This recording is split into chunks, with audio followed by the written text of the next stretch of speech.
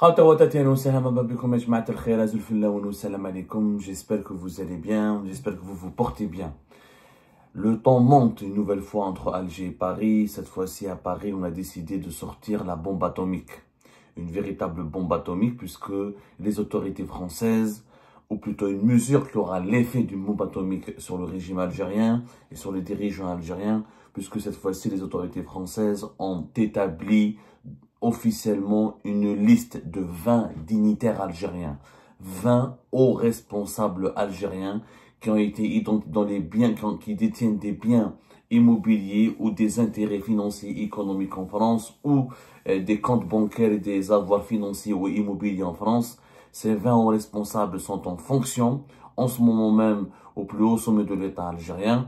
Et si l'Algérie ou les autorités algériennes continuent à pratiquer une politique anti-française ou continuent à menacer les intérêts de la France ou à vouloir continuer à établir un bras de fer avec la France, et bien les autorités françaises n'hésiteraient pas dans les jours à venir à publier cette liste des 20 hauts responsables algériens qui possèdent des biens immobiliers, des comptes bancaires et des intérêts financiers et économiques à travers des participations dans des entreprises, dans des commerces et développés ou déployés sur le sol français.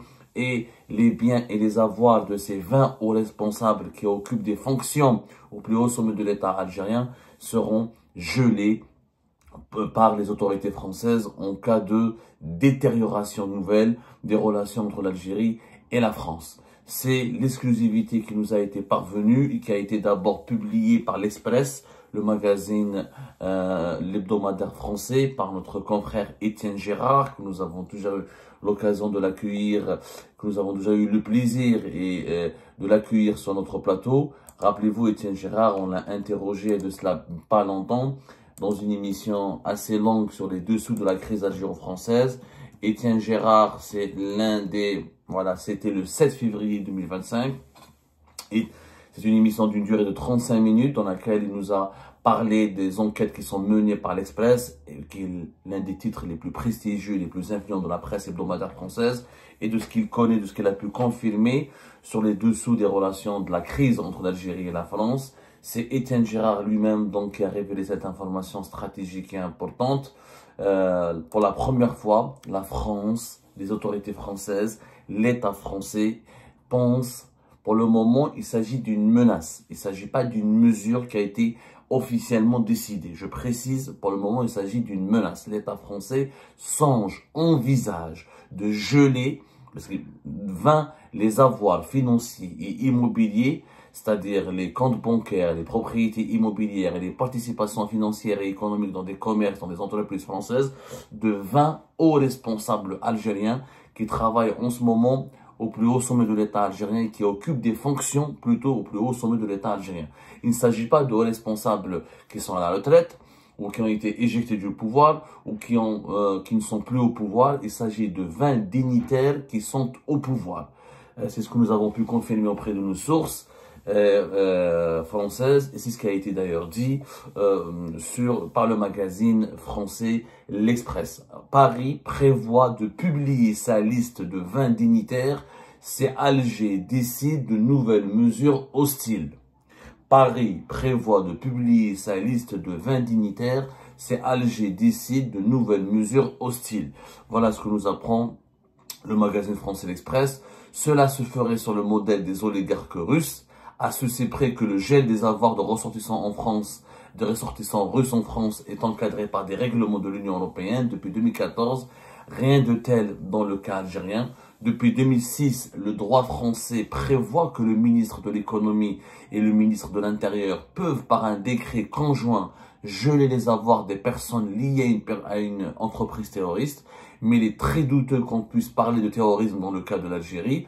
Voilà ce qu'il a expliqué un avocat français qui s'appelle Renaud de l'Aigle, qui est spécialisé dans les affaires des gels des avoirs. En revanche, en France, comme l'explique cet avocat à l'Express, il y a un cadre réglementaire, un cadre législatif, il y a une loi qui permet aux autorités françaises de geler effectivement les avoirs financiers et bancaires et immobiliers des dirigeants algériens. Il s'agit de l'article L562-1 qui est entrée en vigueur le 25 juillet 2024. Alors, cette loi qui a été votée dans le cadre de la lutte contre les ingérences étrangères, elle prévoit que les ministres français de l'économie et de l'intérieur peuvent également geler les avoirs des personnes qui commettent des actes d'ingérence. Qu'est-ce que c'est qu'un acte d'ingérence de la loi française? C'est un agissement commis directement ou indirectement à la demande ou pour le compte d'une puissance étrangère et ayant pour objet ou pour effet de porter atteinte aux intérêts fondamentaux de la nation. Donc, le gouvernement français pourrait donc utiliser cette loi pour geler le patrimoine officiel ou le patrimoine financier immobilier des dirigeants ou d'officiels algériens en France. Cela signifie que les dirigeants algériens qui possèdent des appartements, qui ont des comptes financiers ou des comptes bancaires, ne peuvent plus se rendre dans leur propriété ou leurs biens, ni utiliser leur compte bancaire pour au moins 6 mois renouvelables. Chaque 6 mois, ça peut être renouvelable pendant une période. Le gel doit commencer pendant une période de 6 mois et les autorités françaises peuvent le renouveler à chaque fois que cela est jugé nécessaire, tant que le problème, tant que l'infraction commise par les dirigeants algériens sur le sol français n'est pas levée, ou elle n'est pas, comment dirais-je, n'est pas levé ou ne fait pas l'objet d'un jugement, ne fait pas l'objet d'une procédure judiciaire qui se termine par un procès et un verdict. Donc, c'est ça l'arsenal juridique qui pourrait être utilisé contre les dirigeants algériens. C'est l'article L562-1 qui est en vigueur depuis le 25 juillet 2024 et qui pourrait donc sanctionner les dirigeants algériens qui commettent des actes d'ingérence. Les actes d'ingérence du régime algérien sur le sol français sont documentés depuis plusieurs jours, depuis le début de la crise entre l'Algérie et la France. Il y a l'affaire MLDZ qui implique des officiels algériens. Il y a l'affaire de la traque, de l'agression et des menaces contre des opposants algériens. Il y a l'affaire des influenceurs algériens qui seraient manipulés par des officines depuis Alger et qui auraient des proximités avec les autorités algériennes. Il y a l'affaire du financement et du déroulement de la campagne électorale d'Abdelmadjid Tebboune pour son deuxième mandat sur le sol français. Et il y a l'utilisation de la Grande Mosquée de Paris. Et il y a la proximité des dirigeants algériens avec certaines formations politiques françaises, avec des personnalités politiques franco-algériennes. Il y a les réseaux d'espionnage, comme l'affaire de Bercy, quand les autorités algériennes ont utilisé des franco-algériens qui travaillent dans des institutions françaises délicates pour s'adonner à de l'espionnage. Il y a le réseau d'associations, de collectifs, de lobbyistes utilisés par les autorités algériennes sur le sol français. Les actes d'ingérence du régime algérien en France ne manquent pas. Honnêtement, ils ne manquent pas. Et les autorités françaises ont suffisamment d'arguments et de preuves tangibles à faire valoir pour activer cette loi, qui est encore une fois la loi du 25 juillet 2024, qui permet à l'État français de se protéger ou de geler, de sanctionner directement les personnalités étrangères coupables ou impliquées directement, indirectement dans des actes d'ingérence. Cela signifie qu'on estime que les dirigeants algériens qui sont actuellement au pouvoir, comme ils sont actuellement au pouvoir, donc ils sont complices, ils sont cautionnés, ils ont pris part au processus de décision qui a permis à l'État algérien, au régime algérien, de commettre des actes d'ingérence sur le sol français. Et partant de ce principe, les autorités françaises estiment qu'elles peuvent plutôt sanctionner ces dirigeants algériens en procédant au gel de leurs avoirs bancaires et immobiliers. Dans cette information, elle a l'effet d'une bombe. Pourquoi? Pourquoi derrière cette information, il y a l'effet d'une bombe? D'abord, cela confirme la fin d'un mythe. On en parlera plus tard. Les dirigeants algériens ont toujours nié avoir des relations malsaines avec la France, accusant les autorités françaises et la France d'être nostalgiques de la colonisation, d'être racistes, d'être xénophobes, d'être algérophobes. Et bien, ces relations malsaines ont été confirmées puisque la France a identifié 20 hauts responsables algériens qui détiennent des avoirs financiers et bancaires. Donc, ces dirigeants algériens qui à la fois insultent la France à longueur de journée et qui intoxiquent et endoctrinent la population algérienne en l'entraînant à détester la France, eux, ils n'hésitent pas, dans le secret le plus total, dans la plus grande discrétion, à aller investir en France, à aller ouvrir des comptes bancaires en France, à aller faire des commerces en France, à aller faire des logements en France. Donc là, c'est quand même la grande hypocrisie des dirigeants algériens qui sera dévoilée, exposée au grand jour, ce qui les confronterait à leur population et éventuellement à une grande demande d'explication de la part de leur esprit et de leur population, à la grande colère et exaspération de leur population. Parce que les Algériens et les Algériens, c'est la France. Parce qu'encore une fois, la France, pour le moment, les autorités françaises n'ont pas envie de publier cette liste. Vous allez comprendre pourquoi. Parce que si la France publie cette liste, elle va se compromettre elle-même. Ben oui, parce que ça fait des années que ces dirigeants algériens ont possédé des comptes bancaires, des biens immobiliers, des commerces et des entreprises sur le sol français. Pourquoi on les a laissés faire alors que c'est interdit? Comment un dirigeant algérien, avec un salaire en dinars, peut avoir un appartement, un compte bancaire en euros ici en France, des entreprises ou des commerces? Ça, on en parlera plus tard. Cela soulèvera la question de la complicité et de la participation passive de l'État français, qui a laissé faire. Donc la France n'a pas envie de publier cette liste, parce que si elle la publie, eh ben, on pourrait demander des comptes et des explications, et on pourrait juger aussi l'État français qui a laissé faire. Or, l'État français, pour le moment, il veut utiliser cette mesure comme une menace pour faire plier les dirigeants algériens dans ce bras de fer. Pour dire aux dirigeants algériens, cette fois-ci, calmez-vous. Si vous voulez aller encore plus loin dans cette bagarre dans cette bagarre contre nous, dans ce conflit qui nous oppose, on va sortir cette arme, on va utiliser, on n'hésitera pas à publier la liste des dirigeants algériens, des 20 dirigeants algériens. Ils parlent de 20, pourquoi? Pourquoi pas de 23, 25? Parce qu'ils ont ciblé les 20 plus hauts responsables de l'État, qui occupent des fonctions importantes.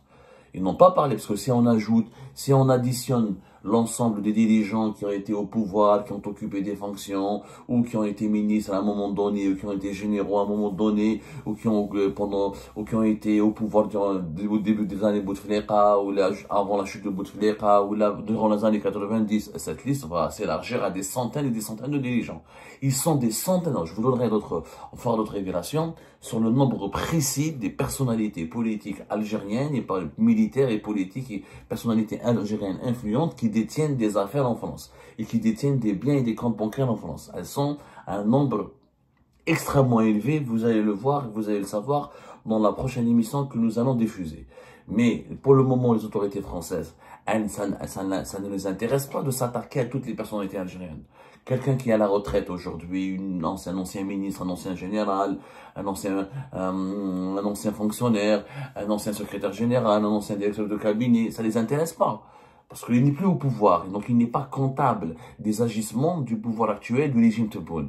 Ils se sont contentés, les autorités françaises, les dirigeants français se contentent pour le moment d'une liste de 20 personnalités, parce que ce sont les 20 personnalités qui occupent encore des fonctions au plus haut sommet de l'État français, qui ont encore des fonctions importantes au sommet de l'État français. C'est extrêmement important de comprendre cette nuance. Ce sont des responsables, des hauts responsables des dirigeants algériens qui sont encore au pouvoir, qui ont le pouvoir de décider et qui ont une proximité avec Abdelmadjid Tebboune et qui entretiennent et qui travaillent avec Abdelmadjid Tebboune et qui collaborent avec Abdelmadjid Tebboune et qui reçoivent ou qui discutent ou qui font des réunions, ils gouvernent le pays avec Abdelmadjid Tebboune. Ce sont des dirigeants qui sont au pouvoir. Donc, l'Express, les sources citées par l'Express, comme les sources à qui nous avons parlé, précisent très bien qu'il s'agit pour le moment d'une menace. D'une menace que la France ne veut pas appliquer, ne cherche pas à appliquer pour le moment. D'ailleurs, l'Express le dit bien, le gouvernement français devra alors démontrer que les personnes sanctionnées ont personnellement et intentionnellement porté atteinte aux intérêts français. Il pourrait s'agir des dignitaires placés dans la chaîne de commandement du renseignement algérien mis en cause dans l'affaire Amir Boukhars ou bien dans la chaîne de décision liée au refus de laisser-passer consulaire. En théorie, comme toute mesure de dissuasion, le but du gouvernement français est surtout de ne jamais publier cette liste de 20 dignitaires, tant cette décision porterait la marque d'une cassure profonde entre les deux pays. En fait, la France ne veut pas casser toutes ses relations avec l'Algérie. Elle ne cherche pas une rupture totale. Elle cherche juste à avoir un effet dissuasif. Elle cherche juste à dissuader les dirigeants algériens à approfondir leurs conflits et leurs actions hostiles contre la France et à poursuivre leur politique hostile contre la France.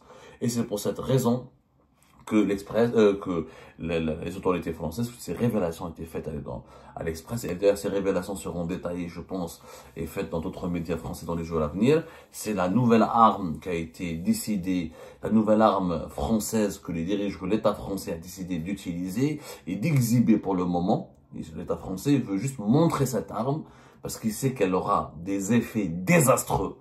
Elle va discréditer, délégitimer pour toujours les dirigeants algériens et elle va porter un coup fatal au régime algérien, mais elle risque d'avoir un effet boomerang. Elle risque encore une fois de se retourner contre l'État français lui-même parce que l'État français, il a laissé faire ses dirigeants algériens pendant des années. Ils ont accumulé des fortunes importantes et des biens et des avantages financiers et immobiliers sur le territoire français. Cela va soulever encore une fois la participation, la passivité de l'État français. Et on en parlera plus tard pour mieux l'expliquer dans d'autres émissions. Pour le moment, retenez bien que une nouvelle mesure a été mise en place. D'abord, encore une fois en résumé, 20 hauts responsables algériens occupant des fonctions au plus haut sommet de l'État algérien auprès de Abdelmadjid Tebboune, le président algérien, ont été identifiés comme étant propriétaires de comptes bancaires, de biens immobiliers, ou d'actions, ou d'actifs, ou de commerces, ou d'entreprises sur le sol français.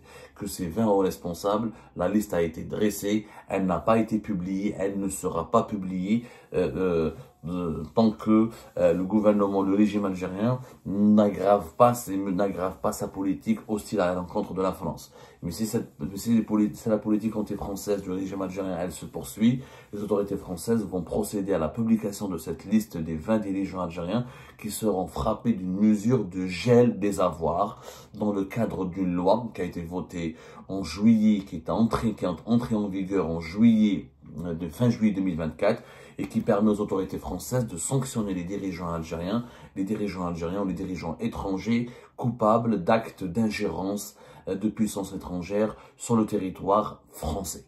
Voilà, en résumé, c'est un rebondissement majeur. C'est la première fois, un rebondissement majeur dans la crise algéro-française, car c'est pour la première fois que les autorités françaises pensent à geler les avoirs et les biens des dirigeants algériens. Pour le moment, les biens mal acquis concernaient que les dictateurs ou certains États de l'Afrique subsaharienne, comme le Congo-Brazzaville, comme la Guinée équatoriale, comme un peu le Gabon, mais jamais l'Algérie n'a été touchée ou ciblée par les autorités françaises dans le cadre de la lutte contre les biens mal acquis des dirigeants étrangers sur le sol français. Après avoir interdit l'accès au sol français aux dirigeants algériens, la France maintenant monte en puissance et franchit une nouvelle étape et pense à geler leurs avoirs et à leur enlever, les priver de leurs biens en France et de leur argent en France. Ça sera encore une fois un virage radical dans cette crise algéro-française.